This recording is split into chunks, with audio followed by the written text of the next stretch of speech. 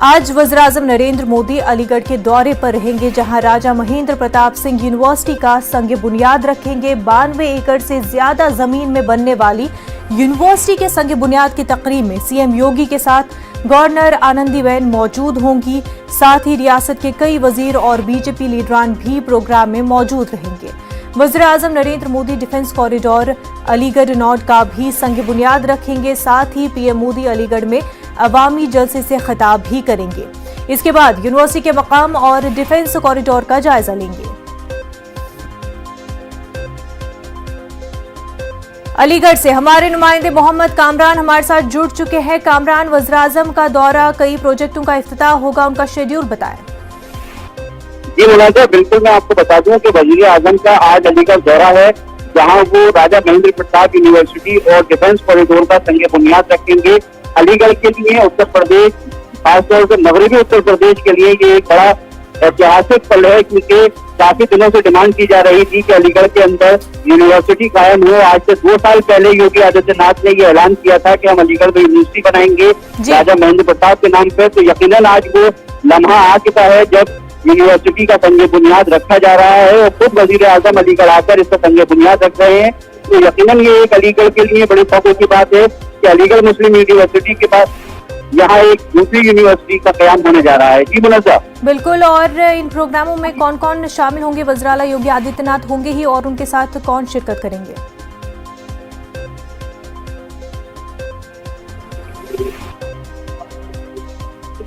कामरान, आप तक हमारी आवाज पहुंच पा रही है? जी आ रही है, बात बताएं। जी कामरान, आपसे ये जानना चाहते हैं कि वज़ीर-ए-आज़म नरेंद्र मोदी इफ्तिताह करेंगे, उनके साथ योगी आदित्यनाथ होंगे, मजीद और कौन कौन से बड़े चेहरे इन प्रोग्रामों में शामिल होंगे? जी बिल्कुल मुलाजा, वज़ीर-ए-आज़म के साथ यहाँ राज्यपाल उत्तर प्रदेश की वज़ीर आला भी है, उसके अलावा बहुत से गुजरा हैं और अभी लोगों का यहाँ पहुँचना शुरू हो गया है। बड़ी तादाद में लोगों के आने की बात कही जा रही है। तकरीबन 1 लाख लोग अलीगढ़ के इस प्रोग्राम में शिरकत करेंगे, जिसके लिए बड़ी तादाद में हिफाजती इंतजाम किए गए हैं। तकरीबन 15,000 पुलिस मुलाजमीन यहाँ पर तैनात किए गए हैं। यकीनन ये बड़ी बात है कि अलीगढ़ के अंदर ये प्रोग्राम हो रहा है और इसके लिए वज़ीर-ए-आज़म खुद आ रहे हैं। तकरीबन 10 बजे का वक्त दिया गया है, मगर जिस तरह से हमारी इत्तला है उसके हिसाब से ये प्रोग्राम तकरीबन 11 बजे के बाद ही शुरू हो पाएगा, क्योंकि लोगों का अभी हुजूम आना शुरू हो गया है और बड़ी तादाद के अंदर लोग यहाँ पहुँचने वाले हैं। जी मुलाजा। जी बिल्कुल कामरान, बेहद शुक्रिया आपका तमाम तर तफसीलात के लिए। आगे बढ़ते हैं। आम आदमी पार्टी आज उत्तर प्रदेश के अयोध्या में तिरंगा यात्रा निकालेगी। इसकी क़यादत दिल्ली के नायब वज़ीर आला मनीष सिसोदिया और राज्यसभा के रुकन संजय सिंह करेंगे। ये दोनों लीडर कल ही अयोध्या पहुंच गए हैं।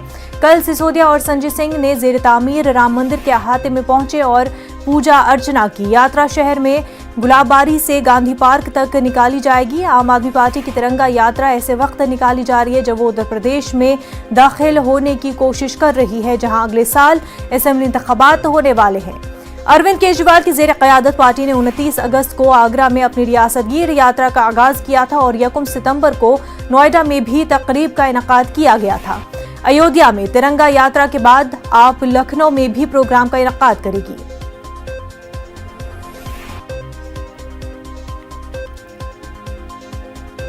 आगे बढ़ते हैं। टीडीपी किसानों के मसाइल को लेकर एपी की जगन हुकूमत की पॉलिसियों के खिलाफ आज से 5 रोजा एहतजाज करने जा रही है। नांदियाल, करनूल, अनंतपुरम, हिंदूपुरम, कड़पा अजला में आज से एहतजाज शुरू किया जाएगा। एहतजाज को रेतु कोसम टीडीपी का नाम दिया गया है। टीडीपी के मुताबिक जगन हुकूमत में रियासत में मुसलसल बारिशों के बावजूद किसानों को एमएसपी और फसलों को पानी फराहम नहीं किया जा रहा है।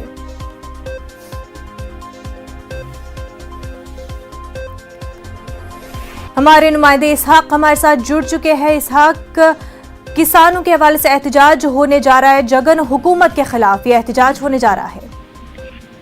हाँ मुनजा, विपक्ष जो टीडीपी है वो आज से 5 दिन के लिए एक मुहिम चल रही है, जिसमें पूरी तरह से जो रैयतों के मसाइल है, जो जगन हुकूमत की तरफ से जो एग्रीकल्चर जो सेक्टर के जो बीज और फसल के लिए जो मुहिम करानी है वो उसमें देरी हो रही है। और वही दूसरी तरफ जो फ्री करंट को निकाल के जो मीटर्स लगाया जा रहा है उस पर भी पूरी तरह से टीडीपी ने एहतजाज मुहिम लगा रखी है। आज से शुरू करके पूरे 5 रोज जो है ना पूरे स्टेट वाइड प्रोग्राम जो है कर रहे हैं, जिसमें पूरी तरह से MRO ऑफिस पे धरना दिया जाएगा और मंडल लेवल पे जो है ना रैली निकाली जाएंगे। वही डिस्ट्रिक्ट लेवल पे एक मीटिंग रखी जाएगी, उसके बाद जो है ना एहतजाज किया जाएगा। इस एहतजाज में नारा चंद्रबाबू नायडू के साथ नारा लोकेश भी हिस्सा लेंगे। ये पूरी मुहिम के बाद जो है ना एक बड़ी पैमाने पर मीटिंग रखी जाएगी। वो मीटिंग अभी डिसाइड होना बाकी है। इसाक, ये बताएं कि ओपोजिशन के इस एहतजाज को क्या किसानों की हिमायत हासिल है? अभी जो किसान के जो मसाइल है वो ज्यादातर मसाइल जो MSP और इलेक्ट्रिसिटी के जो लेके है वो ज्यादातर है, जहां किसान भी इस जो गवर्नमेंट की तरफ से जो मीटर्स लगाने जाएगा चाहे उसे जो है प्रोटेस्ट कर रहे हैं। जो पहले से जो फ्री करंट दिया जा रहा है तो उसके वो जो है ना अब कम हो जाएगा, बंद हो जाएगा। तो इसलिए जो है ना मुहिम को ही जो फार्मर्स की तरफ से भी जो है ना सपोर्ट मिलने की आशा है। बिल्कुल इसहाक, बेहद शुक्रिया आपका। आपको एक बार फिर बताते हैं, आम आदमी पार्टी आज उत्तर प्रदेश के अयोध्या में तिरंगा यात्रा निकालेगी। इसकी क़यादत दिल्ली के नायब वज़ीर-ए-आला मनीष सिसोदिया और राज्यसभा के रुकन संजय सिंह करेंगे। ये दोनों लीडर कल ही अयोध्या पहुंच गए हैं। कल सिसोदिया और संजय सिंह ने ज़ेर-ए-तामीर राम मंदिर के अहाते में पहुंचे और पूजा अर्चना भी की। हमारे नुमाइंदे BK शुक्ला इस वक्त बराह रास्त हमारे साथ जुड़ चुके हैं। आम आदमी पार्टी की जानिब से आज यात्रा निकलने जा रही है, कहां से कहां तक और कितने बजे यात्रा निकलने जा रही है?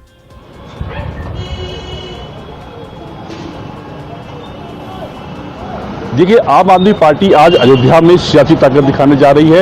आगरा और नोएडा के बाद अब अयोध्या में ये निकालने जा रही है। सबसे पहले 11 बजे डिप्टी CM मनसुख सिसोदिया एक प्रेस कॉन्फ्रेंस करके उसके बाद 1 बजे जो है वो तिरंगा निकालेंगे। यही रूट है, ये गुलाबबाड़ी मैदान से सीधे गांधी पार्क यात्रा जाएगी, जिसके बाद जो है मनीष सिसोदिया होंगे और संजय सिंह होंगे जो आम आदमी पार्टी के राज्यसभा सांसद है। तो कुल मिला के अयोध्या जो है अब एक रणभूमि बनती जा रही है राजनीतिक पार्टियों के लिए। पहले सपा, बसपा, कांग्रेस, अब जो है आम आदमी पार्टी जब भगवान राम के शरण में है। यहाँ तक कि मनीष सिसोदिया ने कल जो है यहाँ कह दिया कि वो जो है जो उनकी दिल्ली की जो सरकार है वो भगवान राम के सहारे बन रही है। तो कुल मिला के जो राजनीतिक पार्टियां हैं वो सब अयोध्या की तरफ रुख कर रही है। आम आदमी पार्टी भी अयोध्या जो है पहुँच चुकी है, डिप्टी CM पहुँच चुके हैं, संजय सिंह पहुँच चुके हैं और 1 बजे इनकी यात्रा जो है वो गुलाबबाड़ी मैदान से निकलकर गांधी पार्क तक जाएगी। जी, जब सभी पार्टियां जो है यूपी में अपनी जड़ जो है मजबूत करने की कोशिश में है, आपका स्टैंड हम कहां पर देखते हैं यूपी में?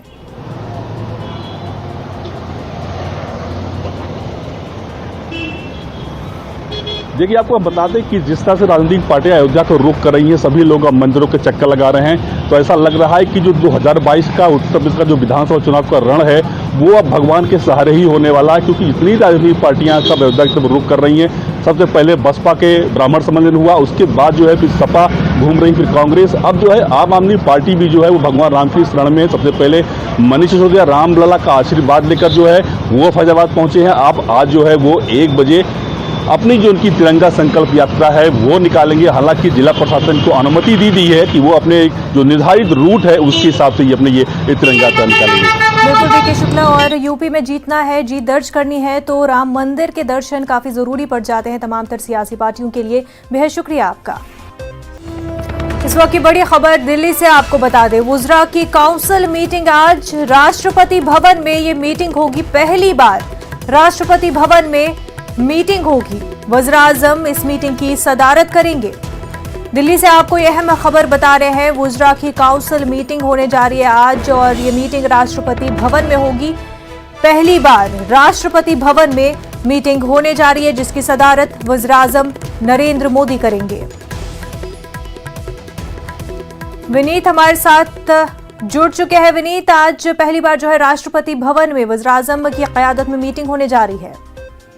जी नजर, निश्चित तौर पर मैं आपको बताना चाहूंगा कि आज दोपहर जो है वो बैठक होगी प्रधानमंत्री नरेंद्र मोदी की अध्यक्षता में राष्ट्रपति भवन में। केंद्रीय काउंसिल की जो मिनिस्टर ऑफ काउंसिल की बैठक जो है वो होगी। मंत्रिमंडल की बैठक होगी जिसकी अध्यक्षता प्रधानमंत्री नरेंद्र मोदी करेंगे।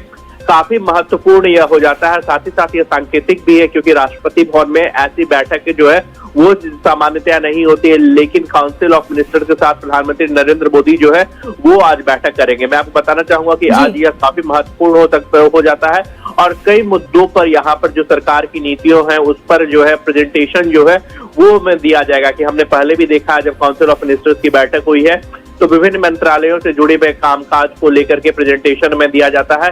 निश्चित तौर पर यहाँ पर भी प्रेजेंटेशन दिया जाएगा, मंत्रियों को जानकारी दी जाएगी, साथ ही साथ जो अन्य मुद्दों हैं उस पर भी चर्चा की जाएगी। मैं आपको बताना चाहूंगा कि आज प्रधानमंत्री नरेंद्र मोदी का काफी व्यस्त कार्यक्रम है। आज वो सुबह अलीगढ़ जाएंगे, वहां पर उनका काफी कार्यक्रम है। वह डिफेंस कॉरिडोर का उद्घाटन करेंगे, साथ ही साथ एक यूनिवर्सिटी का भी वहां पर शिलान्यास करेंगे।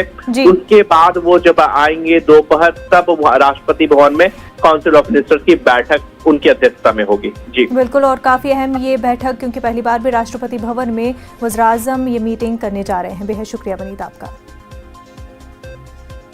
आगे बढ़ते हैं, वज़ीर-ए-आज़म नरेंद्र मोदी क्वाड सरबराही इजलास में शिरकत करने अमेरिका जाएंगे। क्वाड इजलास 24 सितंबर को व्हाइट हाउस में है।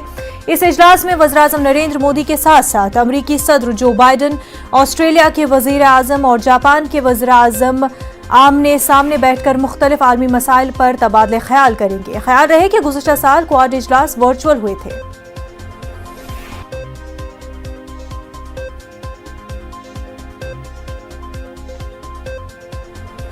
अमरीकी वज़ीर ख़ारजा एंटनी ब्लिंकन का कहना है कि इंसानी बुनियादों पर अफगानिस्तान के अवाम की मदद जारी रहेगी। अमरीका ने अफगानिस्तान के लिए $64 मिलियन इमदादी रकम देने का ऐलान किया है। ताहम अमरीका ये रकम रास्त तौर पर नहीं बल्कि अक़वाम मुत्तहिदा की एजेंसियों और NGO के तौसत से बहम करेगा। ब्लिंकन का मजीद कहना है कि आने वाले दिनों में अमरीका पाकिस्तान से अपने ताल्लुकात का जायजा लेगा। ब्लिंकन ने मजीद कहा कि पाकिस्तान के अफगानिस्तान में कई मफाद हैं जो अमरीका मफादात से मुतसादिम है।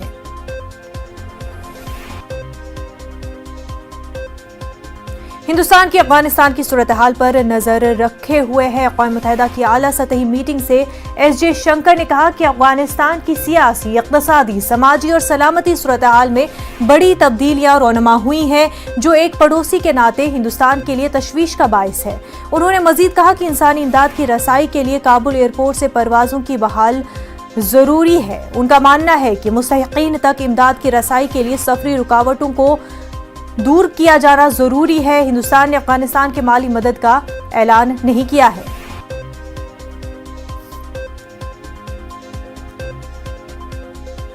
वहीं सोशल मीडिया पर अफगानिस्तान के अबूरी नायब वजीर आजम मुल्ला अब्दुल गनी के कत्ल की खबर एक अफवाह है। अफगान तालिबान ने मुल्ला अब्दुल गनी के कत्ल की खबर की तरदीद की है। तालिबान ने मुल्ला अब्दुल गनी बरादर के कत्ल की खबर को बेबुनियाद करार दिया है। इस ज़मन में खुद मुल्ला अब्दुल गनी बरादर ने ऑडियो पैगाम जारी किया है जिसमें उन्होंने मौत की खबरों की सख्ती से तरदीद की है। मुल्ला बरादर की मौत की अफवाह को उस वक्त तक़वियत मिली थी जब गुज़िश्ता रोज़ कतरी वज़ीर ख़ारजा काबुल पहुंचे थे, जहां सदारती महल में उनका इस्तकबाल नायब वज़ीर-ए-आज़म दोम अब्दुल सलाम हनफी ने किया था। कतरी वज़ीर ख़ारजा के दौरे काबुल के मौके पर नायब वज़ीर-ए-आज़म मुल्ला बरादर की अदम मौजूदगी पर उनके कत्ल या जख्मी होने की अफवाहें सामने आई थी।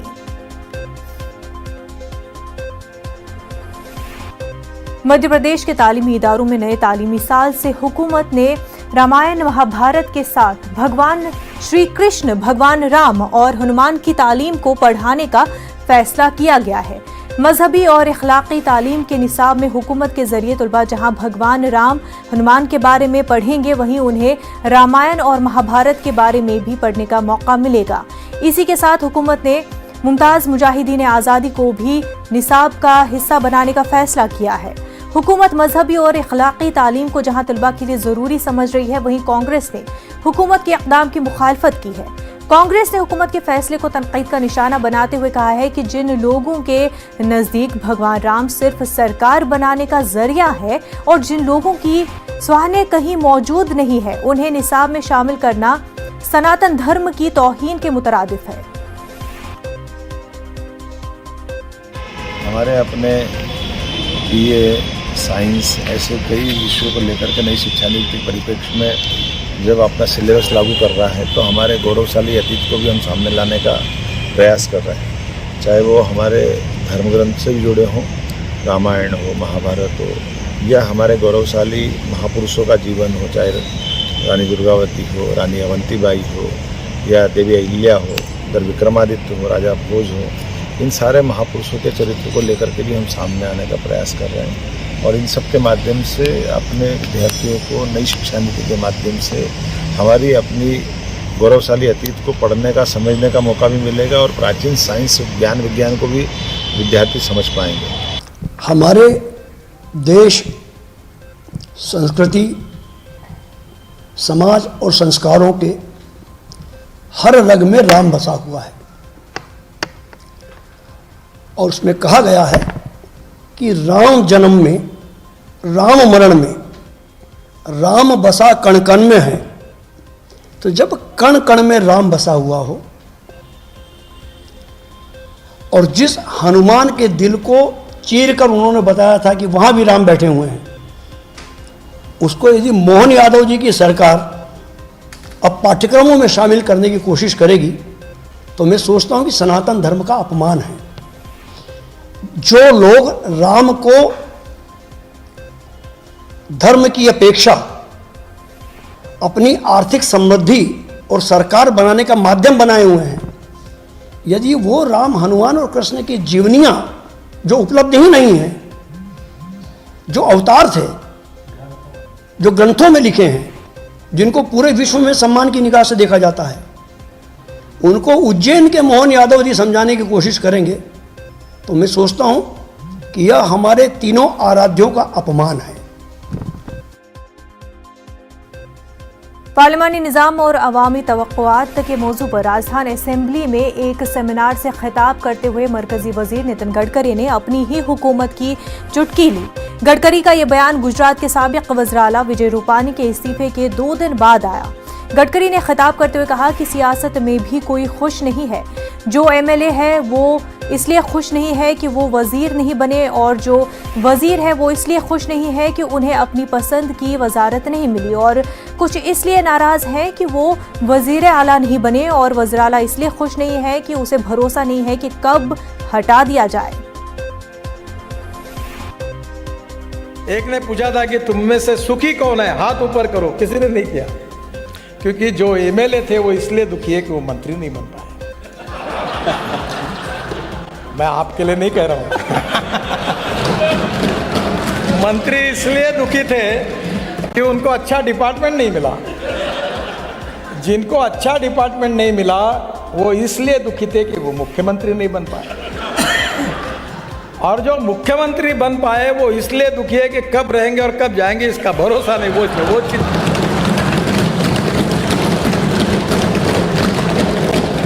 शरद जोशी करके हास्य व्यंग्य कवि थे, बहुत सुंदर कवि थे, शायद आप जानते होंगे। मैं उनका बहुत प्रशंसक हूँ, लेखक थे भोपाल के। उन्होंने कहा था, एक सुंदर कविता की थी, जो राज्य में काम के नहीं थे उनको दिल्ली में भेजा, जो दिल्ली में काम के नहीं थे उनको गवर्नर बना दिया, जो गवर्नर नहीं बन पाए उनको एम्बेसडर बना दिया। अब राजनीति जो होती है सभी पार्टियों में ये चलता ही है। दिल्ली से आपको इस वक्त की बड़ी खबर बता दें, एलजेपी एमपी प्रिंस पासवान पर इस्मत दरी का मुकदमा। दिल्ली के कैनॉट प्लेस में एफआईआर दर्ज हुई है। दिल्ली के एक कोर्ट के हुक्म पर केस दर्ज किया गया है। एफआईआर में चिराग पासवान पर धमकी का इल्जाम है। प्रिंस ने भी खातून पर केस किया था। प्रिंस ने ब्लैकमेलिंग का इल्जाम लगाया है। तो दिल्ली से आपको ये बड़ी खबर बता रहे हैं, एलजेपी एमपी प्रिंस पासवान पर इस्मत दरी का मुकदमा दर्ज किया गया है। दिल्ली के कैनॉट प्लेस में एफआईआर दर्ज की गई है। दिल्ली के कोर्ट के हुक्म पर केस दर्ज किया गया है।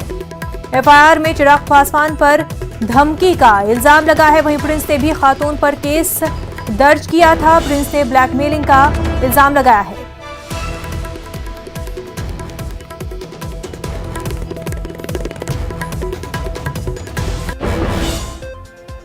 आगे बढ़ते हैं। बख्तियारपुर का नाम तब्दील करने के मुतालबे पर वज़ीर आला नीतीश कुमार ने दो टोक जवाब दिया है कि बख्तियारपुर का नाम नहीं बदला जाएगा। उन्होंने इसे बिलावजह का मुतालबा करार दिया।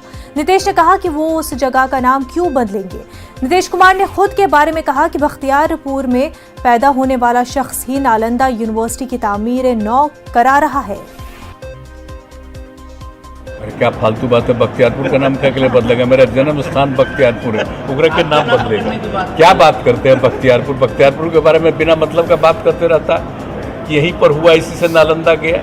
अब आपको मालूम है जब ऑल इंडिया कानून बन रहा था पार्लियामेंट में, तो पार्लियामेंट के मेंबर ने क्या कहा कि कहा गया कि जिस नालंदा यूनिवर्सिटी को नष्ट कर दिया गया कि बख्तियारपुर में कैंप रखा था, और इस बार इसी बख्तियारपुर में जन्म लिया हुआ एक आदमी है जो नए सिरे से फिर नालंदा यूनिवर्सिटी बनवा रहा है। ये सब फालतू चीजें सब। कोरोना वबा के दौरान बाहमी इमदाद और इन्हिसार का जज्बा मुस्तहकम हुआ है। मुल्क इस वबा से मुत्तहिद होकर मुकाबला कर रहा है। टीकाकारी के ऐलान के बाद हम बेहतर ताउन करें जिससे हम कोरोना को मात देने की जानिब कदम बढ़ा सके। नेटवर्क 18 इस मुहिम में हर कदम पर आपके साथ रहेगा। जब तक सभी महफूज नहीं होते तब तक कोई भी महफूज नहीं होगा। इसी सोच की बुनियाद पर हमारी मुहिम संजीवनी का मकसद ये यकीनी बनाना है कि वैक्सीन पाना सभी इंसानों का हक है।